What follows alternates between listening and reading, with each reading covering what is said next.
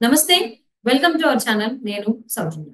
'రాజధాని ఫైల్స్' ఈ సినిమా చూసిన తర్వాత జగన్మోహన్ రెడ్డి ఈ సినిమాని రిలీజ్ ఎట్టి పరిస్థితుల్లో ఆపాలని చెప్పేసని కోర్టుని కూడా ఆశ్రయించారన్నట్టుగా వార్తలు వినిపిస్తున్నాయి. 'రాజధాని ఫైల్స్' డైరెక్టర్ భాను అలాగే ప్రొడ్యూసర్ కంటమనేని రవిశంకర్ గారు ఇద్దరు కలిసి జగన్మోహన్ రెడ్డి చేసిన వాస్తవాలకు దగ్గరగా ఉన్నట్టుగా సినిమా తీశారు. సో వీళ్ళని బెదిరిస్తారని కూడా వార్తలు వినిపిస్తున్నాయి. ఈ అంశానికి సంబంధించి మనతో మాట్లాడడానికి వారి విశ్లేషణని మనతో పంచుకోవడానికి ఈ రోజు మనతో పాటు ఉన్నారు. TDP spokesperson, Hindupur parliament in charge Bandaru Manohar Naidu garu ఉన్నారు. వారితో మాట్లాడదాం. నమస్తే అండి. నమస్తే. So 'Rajadhani Files' so theatrical trailer 14 million views వెళ్ళింది యూట్యూబ్ లో అంటే ఒక థియేట్రికల్ ట్రైలరే ఇంత వెళ్ళింది అని అంటే ఇది చాలా వాస్తవానికి దగ్గరగా ఉంది అన్నట్టు ఫీలింగ్ కలుగుతుంది చూసిన తర్వాత. ఈవెన్ అంత హైప్ రాకపోయినా ప్యాడెడ్ ఆర్టిస్టులు వినోద్ గారు అలాగే వాణి గారు ఉన్నా కానీ అంటే పెద్ద పెద్ద హీరోలు ఎవరు లేరు. టాప్ 10 హీరోస్ అనుకునే వాళ్ళు ఎవరైతే ఉన్నారో వాళ్ళు లేకపోయినా విత్ ఇన్ 9 డేస్ లో 14 మిలియన్ వ్యూస్ అనేది చిన్న విషయం కాదు యూట్యూబ్ లో. సో ఈ movie director and producers Jaganmohan రెడ్డికి గట్టి షాక్ ఇచ్చారు. సో జగన్మోహన్ రెడ్డి సినిమాని ఎట్టి పరిస్థితుల్లో ఆపేయాలని చూస్తున్నారు, కోర్టును కూడా ఆశ్రయించారు అన్నట్టుగా వార్తలు వస్తూ ఉన్నాయి. దీనిపై మీ అభిప్రాయం ఏంటి? 'రాజధాని ఫైల్స్' అంటే మొన్న గతంలో 'కాశ్మీర్ ఫైల్స్' వచ్చింది. 'కాశ్మీర్ ఫైల్స్' లో ఎంత నిజాలు దాగి ఉన్నాయో 'రాజధాని ఫైల్స్' లో అంతకంటే 100% నిజాలు దాగున్నాయి. ఇది జగన్మోహన్ రెడ్డి గారు కూడా తెలుసు ఆ విషయం. ఈ రాజధానికి ఎంత అన్యాయం చేశాను, దాదాపుగా 34,000 మంది రైతులకు భూములు ఇచ్చి నష్టపోయిన వాళ్ళని నేను ఎంత అన్యాయం చేశాను, రోడ్డు పాలు చేసి ఈ రోజు దాదాపుగా 1550 రోజులుగా రోడ్ల పైన కూర్చోబెట్టాననేసి జగన్మోహన్ రెడ్డి కూడా తెలుసు. అయితే ఇందులో అంటే 'రాజధాని ఫైల్' అనేటువంటి ఒక సినిమా నేను కూడా ట్రైల్స్ చూశానండి. ట్రైలర్స్ నిజంగా నిజాలని నిజాలకి దగ్గరగా ఏంటి నిజాలే అందులో చిత్రీకరించడం జరిగింది. ఎందుకోసం అంటే 100% నిజాలు. ఎందుకో నేను కూడా చెప్తున్నా. ఈ రాజధాని ఉద్యమం అనేది 2019లో డిసెంబర్ 17వ తారీఖున ఎప్పుడైతే జగన్మోహన్ రెడ్డి 3 రాజధానుల ప్రకటన చేశాడో అప్పుడు ఆ రైతుల గుండెల్లో నిజంగా గుబేలు మన తూటాలు దింపినట్లయింది.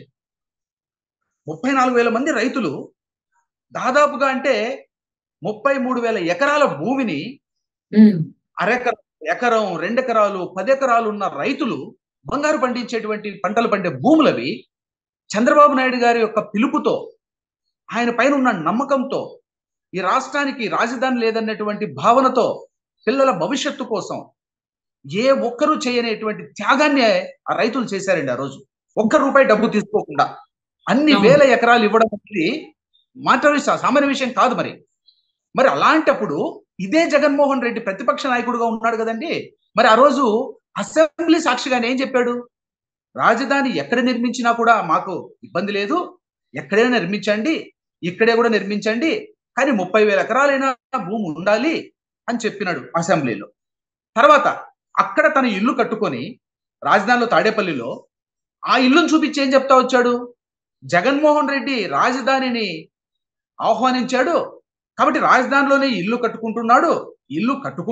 ఇన్ని రకాలుగా వాళ్ళ మంత్రులు వాళ్ళ నాయకులు అంతా కూడా మాట్లాడారు. జగన్మోహన్ రెడ్డి కూడా మాట్లాడాడు. కనీసం ఆఖరికి చంద్రబాబు నాయుడుకి సొంత ఇల్లు కూడా లేదన్నారు. మరి ఇన్ని మాయమాటలు చెప్పిన తర్వాత నువ్వు అధికారంలోకి వచ్చావు. అధికారంలోకి వచ్చిన తర్వాత అంతకు మునుపు చంద్రబాబు నాయుడు గారు తాత్కాలికమైనటువంటి అసెంబ్లీలు కావచ్చు, సెక్రటరీలు కావచ్చు, హైకోర్టులు కావచ్చు నిర్మాణం చేసి ఉమ్మడి రాజధానిగా ఉన్న హైదరాబాద్ నుంచి మనం అంతా హెడ్ ఆఫీసులు ఇక్కడ తరలి రావని ఉద్దేశంతో తరలించి ఇక్కడ తీసుకొని వచ్చారు. ఎందుకోసం? రెవెన్యూ డెవలప్ చేయాలి కాబట్టి ఆంధ్రప్రదేశ్కి. అక్కడ ఉమ్మడి రాజధానిలో ఉండి అక్కడికి వెళ్తే రెవెన్యూ అంతా అక్కడికి వెళ్తుంది. కాబట్టి మనం ఇప్పుడు చాలా పేద రాష్ట్రం కిందికి మారిపోయాం మనం. కాబట్టి మన రెవెన్యూ మనకే కావాలనేసి తాత్కాలికంగా సరే నిర్మాణాలు చేసి ఆయన ఇక్కడికి తీసుకొచ్చారు. మరి అందులో పాలన జగన్మోహన్ రెడ్డి కూడా అందులోనే కూర్చొని పాలన చేస్తూ ఆ రాజధానికే నీళ్లు తీసుకురావడం అనేది ఎంత మాత్రం సమంజసం అండి? అదే విధంగా ఎప్పుడైతే ఈ ప్రకటన చేశాడో రైతులందరూ కూడా ఒక్కసారి ఉలిక్కిపడి రోడ్లపైకి వచ్చారు.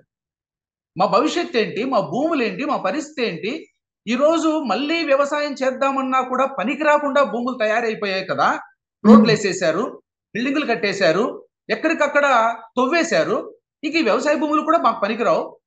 ఈ రోజు మా పరిస్థితి ఏంటి అని ప్రజలు అడిగితే కనీసం జగన్మోహన్ రెడ్డి ఒక్కరిని కూడా సమాధానం చెప్పడానికి రానివ్వాల. దాంతో వాళ్ళు రోడ్డు ఎక్కి ఎక్కడికక్కడ ధర్నాలు చేయడం స్టార్ట్ చేశారు.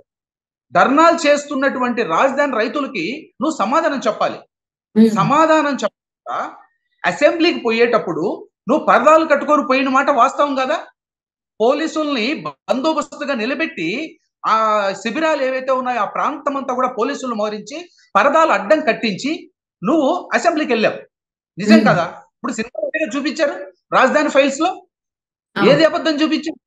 ఒకటి, నువ్వు నిజంగానే ఈరోజు చెప్తున్నా ట్రైలర్స్ లో ఏదైతే ఉందో ఒకరికన్నా బిడ్డకి ఇంకొకరు తండ్రిని చెప్పుకుంటావా అనే డైలాగ్ నిజం, అది పక్కాగా నిజం. ఎందుకంటే చంద్రబాబు నాయుడు గారు చేశారు ఈ పని. కాబట్టి ఈయన పుట్టించినటువంటి బిడ్డ అమరావతి, ఈ అమరావతి బిడ్డకు నేను పేరు పెట్టాలనా? కాబట్టి ఈ బిడ్డే ఉండకూడదు అనేసి దురాలోచనతో కదా మీరు అమరావతిని రాజధానిగా కాకోకుండా 3 రాజధానులని ప్రాంతాల మధ్య చిచ్చు పెట్టాలనే వైరం చేశావు. కాబట్టి ఇది నిజం కదా. మరి ఈ రోజు నువ్వు ఎందుకు ఉలిక్కిపడి భయపడి నిజం కాదు అన్నప్పుడు, నీకు ధైర్యం ఉన్నప్పుడు నువ్వు సినిమా రిలీజ్ ఎందుకు అడ్డుకుంటున్నావు? ఎందుకు కోర్టుకు వెళ్ళావు సినిమా పైన? సినిమా ఆపేయాలని? ఓహో, అంటే నిన్ను హీరోగా చూపించి నువ్వు చేసిందే గొప్పనే సినిమా యాత్ర టూర్ మాత్రం రిలీజ్ చేయిస్తావా?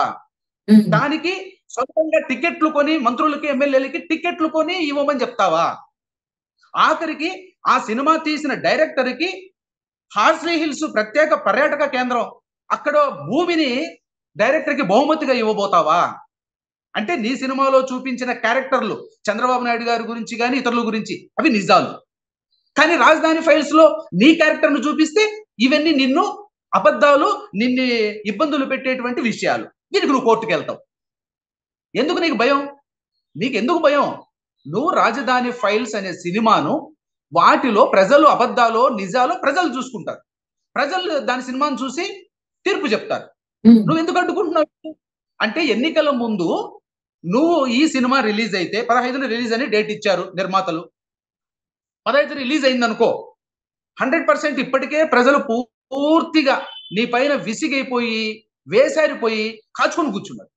ఈ సినిమా చూస్తే రాష్ట్రం అంతా కూడా కాదు, దేశం అంతా కూడా కాదు, ఎక్కడైతే మన తెలుగు వాళ్ళందరూ కూడా ప్రపంచవ్యాప్తంగా ఉన్నారో వాళ్ళందరిలో కూడా ఒక్కసారి ఆలోచన పైకి మళ్ళీ వదిలేస్తుంది. అంటే రాజధానిని ఇంత అన్యాయం చేశాడా? ఇంతమంది రైతులని పొట్టన పెట్టుకున్నాడా? 270 మంది రైతులండి, భూములు ఇచ్చిన వాళ్ళు గుండెలాగి చనిపోయారండి. వాళ్ళని ఇన్ని రోజులుగా ఇన్ని కష్టాలు పెట్టాడంటే ఇవన్నీ కూడా బయటపడతాయి. అంటే ఉన్న పూర్తిగా విశ్వాసం కూడా ప్రజల్లో వెళ్ళిపోతుంది. అందుకు ఈ సినిమాను అడ్డుకోవాలి. కానీ నేను హీరోగా తీసిన సినిమా యాత్ర 2 మాత్రం కొనసాగాలి. యాత్ర 2 కావచ్చు, వ్యూహం సినిమా కావచ్చు, ఈ రెండు కూడా జగన్మోహన్ రెడ్డికి సంబంధించిన స్టోరీకి సంబంధించిన అందరికీ తెలిసిందే. మరి ఇప్పుడు కోర్టుకు వెళ్ళారు కాబట్టి కోర్టు ఎటువంటి తీర్పు ఇచ్చేటువంటి అవకాశం ఉంది అంటారు? యాత్ర 2 రిలీజ్ అయింది, మరి దాని ప్రకారమే ఆలోచించుకుంటే ఇది కూడా వాస్తవాలకు చాలా దగ్గరగా ఉన్నట్టుగా మనకు అర్థం అవుతుంది. ట్రైలర్ కూడా చాలా ప్రేక్షక ఆదరణ పొందింది. మరి కోర్టు ఎవరికి అనుకూలంగా తీర్పు ఇచ్చేటువంటి అవకాశాలు ఉన్నాయి? అసలు ఏంటంటారు? అప్డేట్ చేయండి. 100% అండి. న్యాయస్థానాలు అనేటివి ఉన్నతంగా పనిచేస్తున్నాయి కాబట్టే ఈరోజు ఆంధ్రప్రదేశ్ లో జగన్మోహన్ రెడ్డి 3 రాజధానుల్ని, అంటే విశాఖకు తీసుకెళ్లిపోతాను పరిపాలనా రాజధాని అన్నా కూడా కోర్టులు ఉన్నాయి అంటే అడ్డుకట్ట వేస్తా వచ్చారు ఈయన అన్యాయాలన్నింటినీ కూడా. ఆ రాజధాని యొక్క ఉద్యమంలో నేను కూడా పాల్గొనే అవకాశం కలిగింది.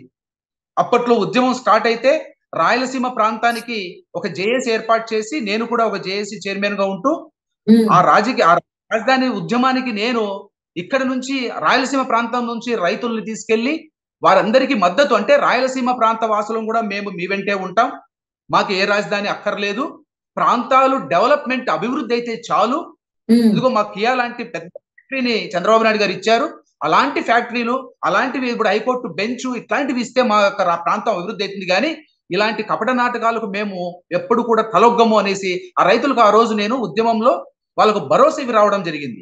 అంటే రాయలసీమ ప్రాంత వాసులు కూడా మా వైపు ఉన్నారని రైతులు నమ్మారు ఆ రోజు. కాబట్టే ఇప్పుడు కోర్టులు కూడా ఈ ఉన్నత న్యాయస్థానం డెఫినెట్ గా మాకు 100% చెప్తున్నానండి, ఉమ్, ఇంతవరకు కోర్టు కూడా ఒక భాగమే. రాజధానిలో జరుగుతున్నటువంటి ఈ యొక్క విషయాలన్నిట్లోనూ కోర్టు కూడా ఒక భాగమే. ఎందుకంటే కోర్టులో జరుగుతోంది కదా, ఆ రోజు నుంచి రైతులు ఉమ్, కోర్టుకేశారు, కోర్టులో జరుగుతూనే ఉంది.